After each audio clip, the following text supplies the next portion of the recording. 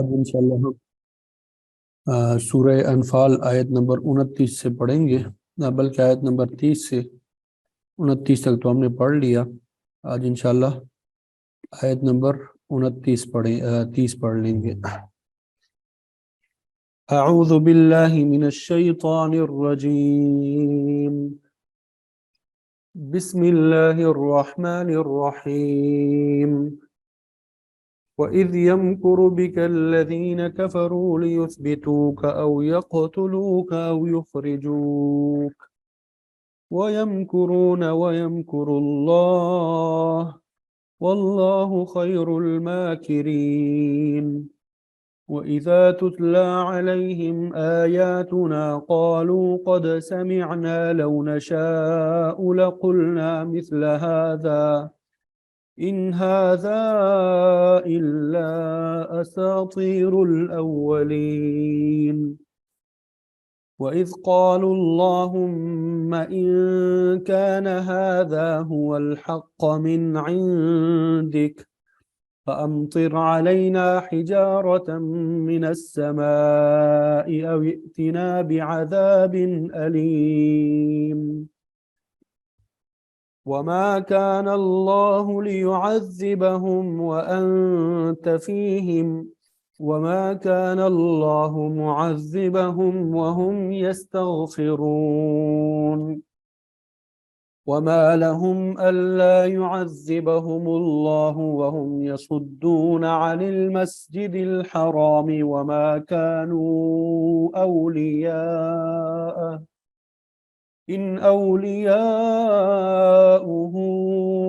إِلَّا الْمُتَّقُونَ وَلَكِنَّ أَكْثَرَهُمْ لَا يَعْلَمُونَ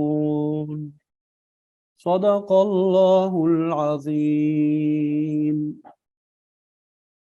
الحمدللہ، ابھی آپ کے سامنے سورہ انفال آیت نمبر 30 سے آیت نمبر 34 تک تلاوت کی سعادت حاصل ہوئی۔ سب سے پہلے ان آیات کا ترجمہ پڑھیں گے اور پھر اس کے بعد مفسرین نے جو تفسیر بیان کی ہے وہ انشاءاللہ آپ کے سامنے ذکر کریں گے۔ تو سب سے پہلی جو آیت ہے وَإِذْ، اور جب، واو کا معنی اور، اذ جب، یمکرو مکر کر رہی تھی، بکا آپ کے ساتھ، الذین کفروا کافر لوگ، یعنی وہ لوگ کفروا جنہوں نے کفر کیا، اور جب آپ کے ساتھ مکر کر رہی تھی وہ لوگ جنہوں نے کفر کیا، کس مقصد کے لیے تدبیر کر رہے تھے، مکر کر رہی تھی، لیثبتوک، لی تاکہ، یثبتو وہ قید کریں کا آپ کو، تاکہ وہ آپ کو بند کریں، او یا یقتلوک وہ قتل کر دیں کا تجھے، او یا یخرجوک وہ نکال دیں تجھے، آپ کو بند کر دیں یا شہید کر دیں یا شہر سے نکال دیں۔ وَيَمْكُرُونَ اور وہ تدبیر کر رہے تھی، وَيَمْكُرُ اللَّهُ اور اللہ تعالیٰ تدبیر کر رہا تھا، اللہ تعالیٰ اپنی تدبیر کر رہا تھا، وَاللَّهُ اور اللہ تعالیٰ خیر الماکرین سب سے بہترین تدبیر کرنے والوں میں سے ہے۔ وَإِذَا اور جب تتلا تلاوت کی جاتی ہے، علیہم ان پر، آیاتنا ہماری آیتوں کی، قالوا وہ کہتے ہیں، قد سمعنا تحقیق ہم نے سن لیا، لو نشاء اگر ہم چاہیں، لقلنا البتہ کہہ لیں، مثل ھذا اس سے ملتا جلتا، مثل ھذا اس سے ملتا جلتا، ان ھذا لفظی ترجمہ تو یہ ہے، ان کا معنی ہوتا ہے اگر، ھذا کا معنی ہوتا ہے یہ، الا مگر، لیکن میں نے آپ کو بتایا تھا کہ ان کے بعد جب الا آ جائے تو اس کا ترجمہ منفی کے ساتھ کرتے ہیں، ان ھذا نہیں ہے یہ، الا مگر، اساطیر کہانیاں ہے، الاولین پہلوں کی، ان ھذا نہیں ہے یہ مگر پہلوں کی کہانیاں ہیں۔ وَإِذْ قَالُوا اور جب، قالوا انہوں نے کہا، اللہم اے اللہ ان کانا اگر ہو ہذا یہ هو الحق برحق من عندکا تمہاری طرف سے من عندکا تمہاری طرف سے تمہارے نزدیک فامطر تو برسا دے علینا ہمارے اوپر فامطر تو بارش کر دے برسا دے علینا ہمارے اوپر حجارتن پتھروں کو من السماء آسمان سے او یا ائتنا لے نہ ہمارے پاس او یا ائتی لے آؤ نہ ہمارے پاس بعذاب عذاب کو علیم دردناک ٹھیک ہے وما کان اور نہیں ہے اللہ تعالی لیعذبہم کہ عذاب دے ہم انہیں اور نہیں ہے کہ اللہ تعالی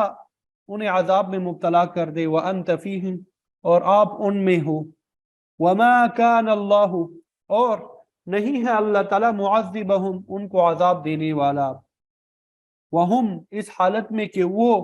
یستغفرون مغفرت طلب کر رہے ہوں دو صورتیں بتا دی کہ اللہ تعالیٰ دو صورتوں میں انہیں عذاب میں مبتلا نہیں کرے گا ایک تو یہ کہ آپ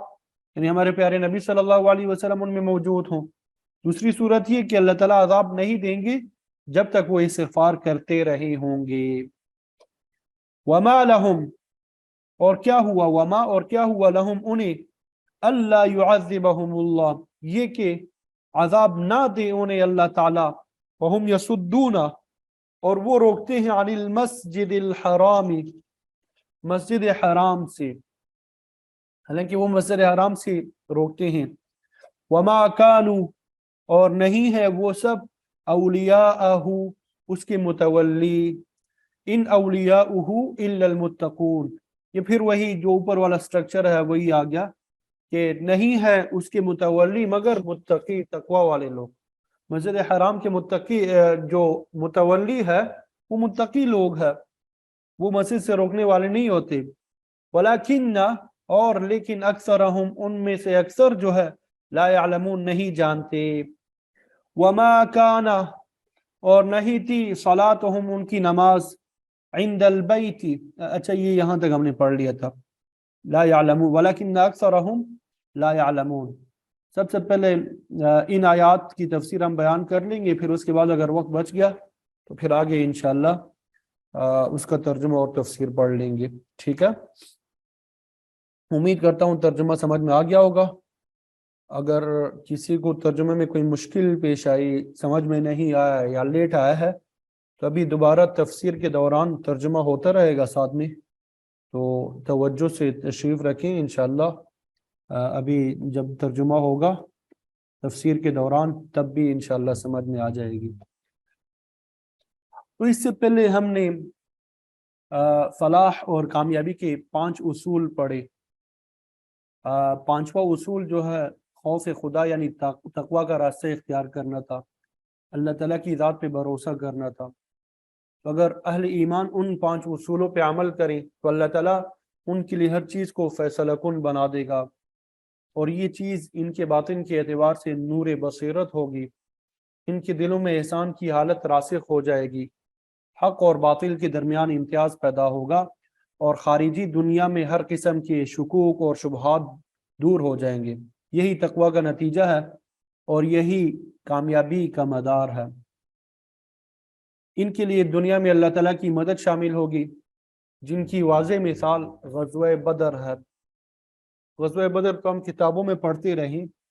ابھی حال ہی میں پچھلے سال اللہ تعالیٰ نے مسلمانوں کو فتح نصیب فرمائی افغانستان میں تو ان کے پاس بھی کچھ نہیں تھا پوری دنیا ان کے خلاف ان کے ملک والے ان کے خلاف لیکن اللہ تعالیٰ نے انہیں کامیابی سے نوازا آگے بھی اللہ تعالیٰ سے دعا ہے کہ انہیں کامیابی سے نوازے اور ہمیں بھی ان کے نقش قدم پہ چلنے کی توفیق عطا فرمائے ہمیں بھی باعمل نیک مسلمان بنا دے شریعت کے احکامات پہ عمل کرنے والے بنا دے تو اللہ تعالیٰ نے پھر وہ غزوہ بدر میں جنگ میں کامیابی کے لیے اللہ تعالیٰ نے ضرور اسباب جو ہے پیدا فرمائے تو گزشتہ آیات میں ہم پڑھ چکے ہیں یہ اس مشکل موقع پہ اہل ایمان نے بے مثال تقوی کا ذکر فرمایا۔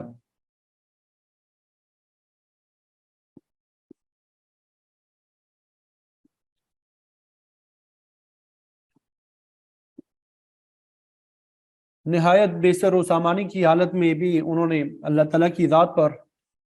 مکمل جو ہے وہ بھروسہ کیا، تقوی کے راستے کو مضبوطی سے تھامے رکھا، تو اللہ تعالیٰ نے فتح مبین سے سرفراز فرمایا۔ تو اسلام کے پودے کی نشو و نما کے لیے اللہ تعالیٰ نے اپنے نبی اور اہل ایمان کی جن جن ذرائع سے مدد فرمائی ان کا ذکر آ رہا ہے۔ تو آج کے درس میں ہجرت کے واقعے کی طرف اشارہ ہے، اس میں بھی مشرکین کی ہٹ درمی اور تعصب کا ذکر بھی ہے اور اہل ایمان کی کامیابی کا بھی ذکر ہے۔ ارشاد ہوا وَإِذْ يَمْكُرُ بِكَ الَّذِينَ كَفَرُوا، جب کافر لوگ آپ کے متعلق مخفی تدبیر کر رہے تھے۔ عربی زبان میں مکر اس کا معنی مخفی تدبیر ہوتا ہے، پوشیدہ تدبیر، اگرچہ اس سے دو پیچ ہی مراد ہوتا ہے، تاہم لفظی معنی تدبیر ہی ہے۔ اردو میں مکر سے مراد دھوکہ اور فریب ہوتا ہے، جس کا اطلاق عربی کے مکر پر نہیں ہوتا۔ عربی مکر کا اطلاق انسانوں پر بھی ہوتا ہے اور اللہ تعالیٰ کی ذات پر بھی، چنانچہ اکثر مقامات پہ قرآن مجید میں آتا ہے وَمَكَرُوا وَمَكَرَ اللَّهُ، انہوں نے بھی مخفی تدبیر کی اور اللہ تعالیٰ نے بھی مخفی تدبیر کی، واللہ خیر الماکرین، اور اللہ تعالیٰ بہترین مخفی تدبیر کرنے والا ہے۔ تو یہی مضمون اس آیت میں بھی آ رہا ہے۔ تو اس آیت کریمہ میں آپ صلی اللہ علیہ وسلم کی ہجرت کے پس منظر کی طرف اشارہ ہے کہ کفار مکہ نے آپ کے خلاف مختلف تجاویز پہ مشورہ کیا اور پھر ایک فیصلے پہ سب کا اتفاق ہوا۔ مکہ میں آپ صلی اللہ علیہ وسلم کے آباء و اجداد میں سے قصی ابن کلاب کا ایک مکان تھا جسے اہم مشورے کے لیے اسمبلی ہال کی حیثیت حاصل تھی، اور اسے دارالندوہ یعنی مشورے کا گھر بھی کہا جاتا تھا۔ جب اسلام کی روشنی پھیلنے لگی اور اکا دکا لوگ اسلام میں داخل ہونے لگے تو مکے کے مشرکین کو اپنی سیادت کی فکر لاحق ہوئی۔ انہوں نے سوچا کہ اگر مسلمان تعداد میں بڑھتے رہے تو ایک دن ایسا بھی آئے گا جب وہ مکہ کے قدیم باشندوں میں غالب آ جائیں گے۔ چنانچہ وہ اسلام کے اس نرم اور نازک پودے کو ابتدائی میں جڑ سے اکھاڑ پھینکنے کے لیے تیار ہو گئے۔ انہوں نے عام مسلمانوں بالخصوص ضعیف مسلمانوں پہ بڑے بڑے مظالم ڈھائے، بعض کو قتل بھی کیا، لیکن آخر وہ اپنے مقصد میں کامیاب نہیں ہو سکے۔ تو بالآخر انہوں نے فیصلہ کیا اور بڑے بڑے کفار مشرکین ابو جہل،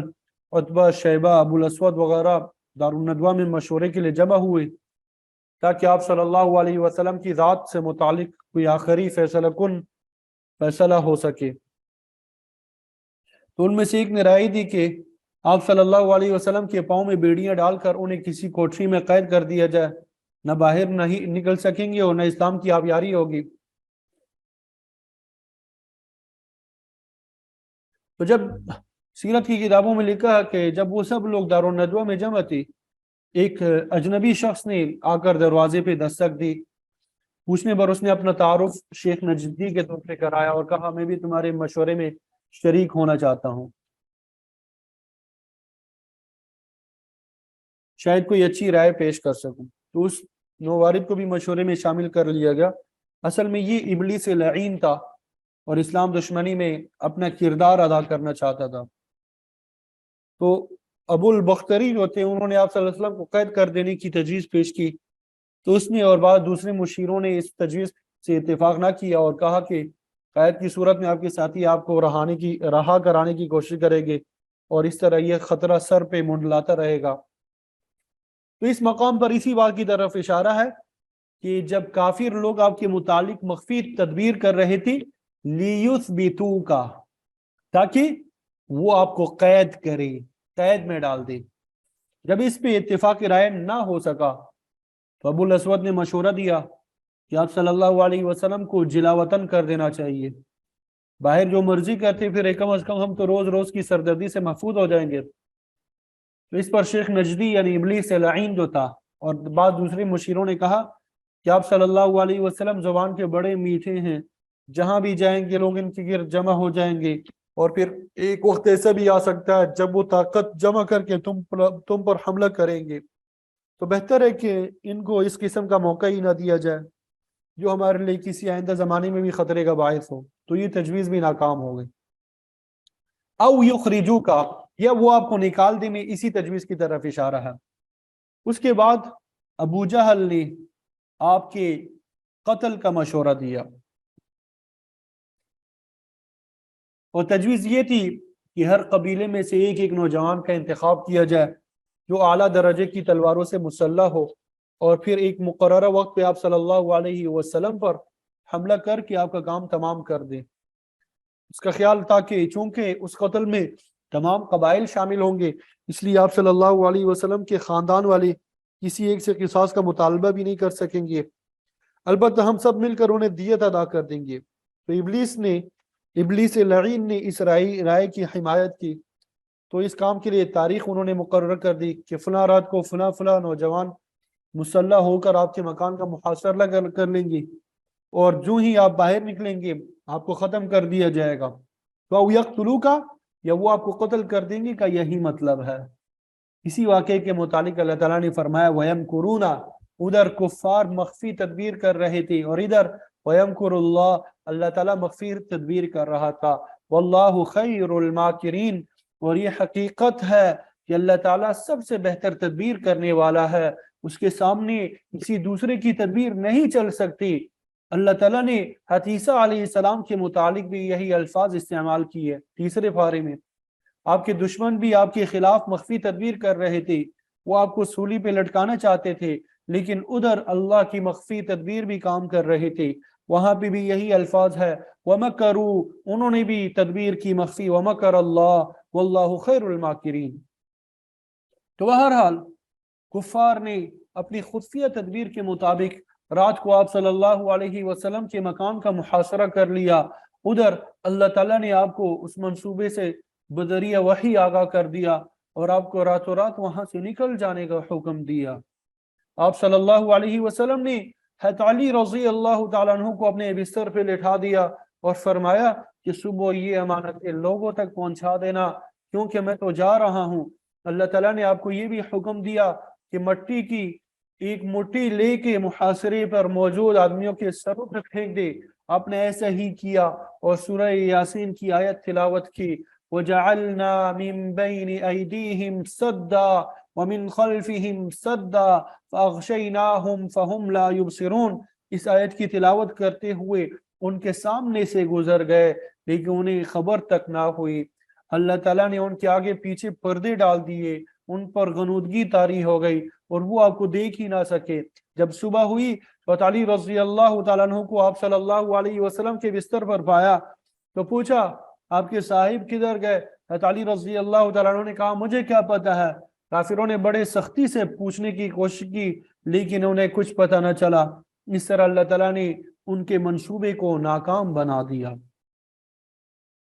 آپ صلی اللہ علیہ وسلم اپنے گھر سے روانہ ہو کے حضرت ابوبکر صدیق رضی اللہ تعالی عنہ کے گھر پہنچے، ان کو ساتھ لیا، اور مکہ سے 15 کلومیٹر دور غار ثور میں راتوں رات پہنچ گئے۔ صبح جب کفار کو علم ہوا، مختلف راستوں پہ آدمی دوڑا دیے تاکہ آپ کو روکا جا سکے۔ اللہ تعالیٰ کی حکمت ہے، آپ صلی اللہ علیہ وسلم 3 دن تک غار ثور میں مقیم رہے، اور پھر ایک غیر معروف اور مشہور راستے پر مدینہ طیبہ کی طرف روانہ ہوگا۔ ابن ہشام اور دیگر مورخین نے اس راستے کی بھی نشاندہی کی ہے۔ اس پر آپ صلی اللہ علیہ وسلم نے مدینہ کا سفر اختیار فرمایا۔ تو یہ سب اللہ تعالیٰ کی مخفی تدبیر تھی۔ بدر کے مقام پر مشرکین مکہ نے مسلمانوں کو ہمیشہ کے لیے ختم کر دینے کا منصوبہ بنایا تھا،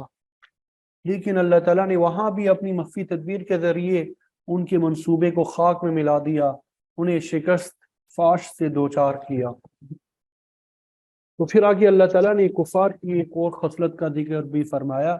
وَإِذَا تُتْلَى عَلَيْهِمْ آيَاتُنَا، جب ان کے سامنے ہماری آیتیں پڑھی جاتی ہے، قرآن مجید کی تلاوت ہوتی ہے، تو تعصب اور عناد کی بنیاد پر کہتے ہیں قَالُوا قَدْ سَمِعْنَا، تحقیق ہم نے سن لیا، لو نشاء لقلنا مثل هذا، اگر ہم چاہیں تو اس جیسا کلام ہم بھی پیش کر سکتے ہیں۔ نضر بن حارث کے متعلق مشہور ہے کہ وہ ایران میں کافی عرصے تک رہ چکا تھا،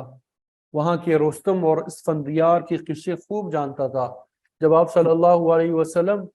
لوگوں کے سامنے پرانی قوموں سے متعلق قرآنی آیات پیش کرتے تو نظر کہتا، محمد تمہیں عاد اور سمود کے قصے سناتے ہو، اور میں تمہیں اس سے بہتر کہانیاں سناتا ہوں۔ تو یہ شخص ایرانیوں کے پرانے قصے کہانیاں لوگوں کو سنایا کرتا تھا۔ تاہم مشرکین کی اکثریت ایسی تھی جو قرآن مجید کی کسی بھی آیت کی مثال لانے سے عاجز تھی۔ تو وہ آیات الہی کو سننے کے بعد یوں کہہ دیتے، ان ھذا الا اساطیر الاولین، یہ تو بس پرانے لوگوں کے قصے کہانیاں ہے۔ اساطیر اسطورہ کی جمع ہے، جو کہ یونانی زبان کا لفظ اور عربی میں بھی استعمال ہوتا ہے، جس کا معنی ہوتا ہے کہانی، سٹوری۔ تو مشرکین جو تھے اپنے عقائد پہ بڑے راسخ تھے، اپنی خود ساختہ چند رسوم کو دین ابراہیمی سے تعبیر کرتے تھے، اپنے آپ کو حق پر سمجھتے تھے۔ وہ الٹا مسلمانوں کو صابی کہتے تھے کہ انہوں نے آباء و اجداد کے دین کو خراب کر دیا۔ اکثر انبیاء کے متعلق ان کی امتیں ایسا ہی گمان رکھتی تھی۔ شعیب علیہ السلام کی قوم نے بھی آپ کو یہی کہا تھا، یا شعیب الصلاۃ تأمرک ان نترک ما یعبد آباؤنا، سورہ ہود میں ہے کہ اے شعیب کیا تمہاری نمازیں تمہیں یہی سکھاتی ہے کہ ہم اپنے آباء و اجداد کے معبودوں کو چھوڑ دیں؟ اس موقع پر اللہ تعالیٰ نے کفار مکہ کو اس واقعے کی طرف توجہ دلائی ہے۔ جب وہ بدر کی طرف نکلے تو انہوں نے اللہ تعالیٰ سے دعا کی تھی، وَإِذْ قَالُوا اللَّهُمَّ، جب انہوں نے کہا اللہم اے اللہ، ان کان ھذا هو الحق من عندک، اور اگر محمد کا دین تیرے نزدیک برحق ہے، ہم اسے نہیں مانتے، ہم اسے کیا کہتے ہیں؟ نہیں مانتے۔ فَأَمْطِرْ عَلَيْنَا حِجَارَةً مِّنَ السَّمَاءِ، فَأَمْطِرْ عَلَيْنَا حِجَارَةً مِّنَ السَّمَاءِ، وہ پھر ہم پر آسمان سے پتھر برسا دے، او ائتنا بعذاب علیم، یا ہمیں دردناک عذاب میں مبتلا کر دے۔ گویا کہ وہ لوگ اپنے عقیدے پہ اتنے پکے تھے کہ خود اپنے لیے بد دعا کر رہے تھے۔ بعض دیگر انبیاء کی قوموں کا بھی یہی حال تھا۔ فرعون، حامان نے حضرت موسیٰ علیہ السلام کو ساحر کذاب کہا۔ مشرکین نے آپ صلی اللہ علیہ وسلم کا معجزہ دے کر کہہ دیا سحر مستمر، یہ تو چلتا ہوا جادو ہے۔ تو فرمایا کہ مشرک تو اپنی زبان سے سزا کا مطالبہ کر رہے ہیں، لیکن اللہ تعالیٰ کا قانون محض کسی کے طلب کرنے پہ عذاب بھیج دینا نہیں ہے۔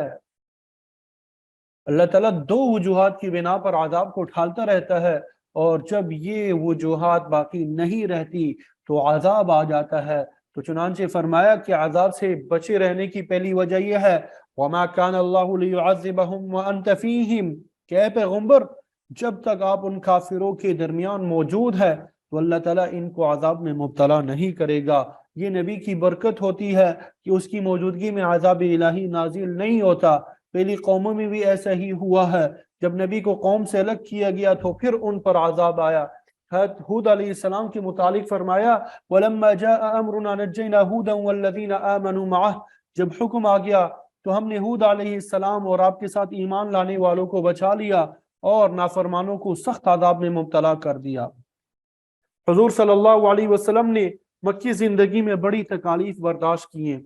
لیکن جب تک آپ وہاں مقیم رہے کفار پر کوئی عذاب نہیں آیا۔ پھر جب آپ وہاں سے ہجرت کر کے مدینہ طیبہ چلے گئے تو صرف 1.5 سال کے عرصے میں انہیں بدر کے مقام پر ایسی سزا دی جس میں ان کے 70 بڑے بڑے لیڈر مارے گئے،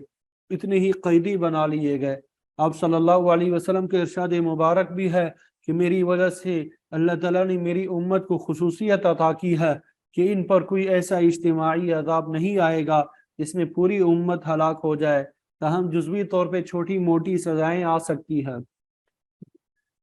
سابقہ انبیاء کی قوموں کو مجموعی عذاب میں بھی مبتلا کیا گیا۔ چنانچہ قوم عاد کی تباہی کے متعلق آتا ہے کہ ان پر 7 رات اور 8 دن تک مسلسل تیز ہوا چلتی رہی، اور وہ لوگ اس طرح ہلاک ہوئے پڑے تھے جیسے کھجور کے بڑے بڑے تنے ہوں۔ اور فرمایا فہل ترا لہم من باقیہ، سورۃ الحاقہ میں ہے، ان میں سے ایک بھی باقی نہ بچا بلکہ پوری قوم تباہ ہو گئی۔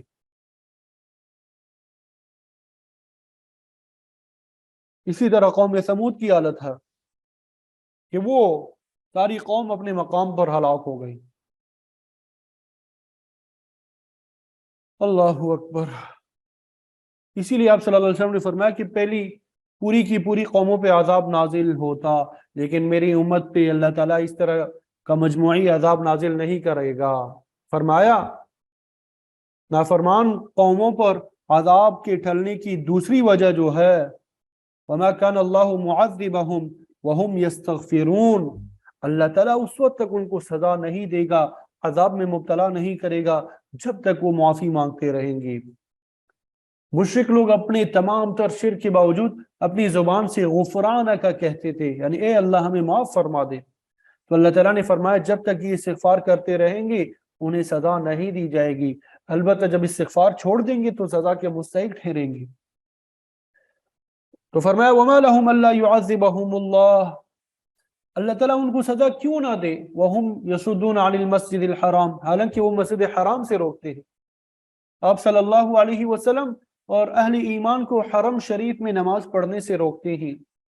اس کے بعد 6 ہجری میں جب آپ صلی اللہ علیہ وسلم صحابہ کے ساتھ عمرہ کی نیت سے آئے تھے تو مشرکین نے آپ کو راستے میں ہی روک دیا اور مسجد حرام میں عمرہ نہیں ادا کرنے دیا۔ اس کے متعلق فرمایا جب ان کی عناد کا یہ عالم ہے کہ اللہ کے گھر میں اس کی عبادت سے روکتے ہیں تو پھر ان پر عذاب آنے میں کوئی چیز مانے نہیں ہو سکتی۔ کون سی چیز مانے ہو سکتی ہے؟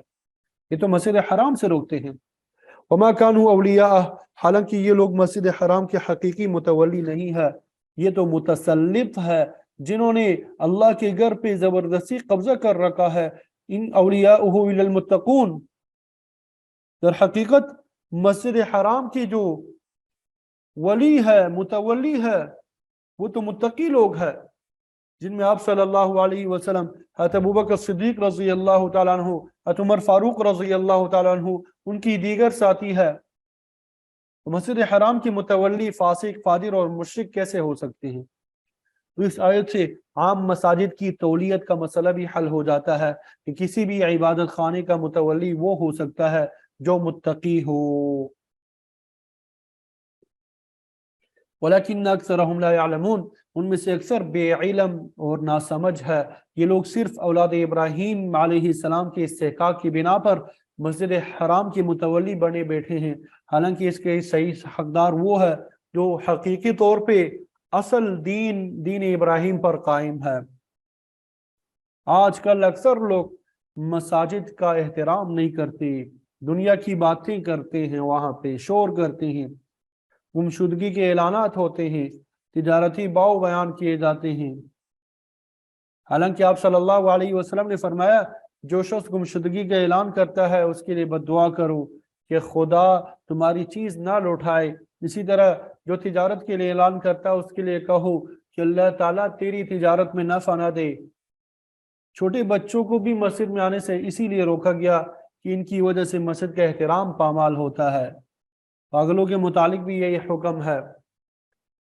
مسجد میں حدود جاری کرنے سے بھی منع فرمایا گیا ہے کیونکہ اس سے مسجدوں کا احترام باقی نہیں رہتا۔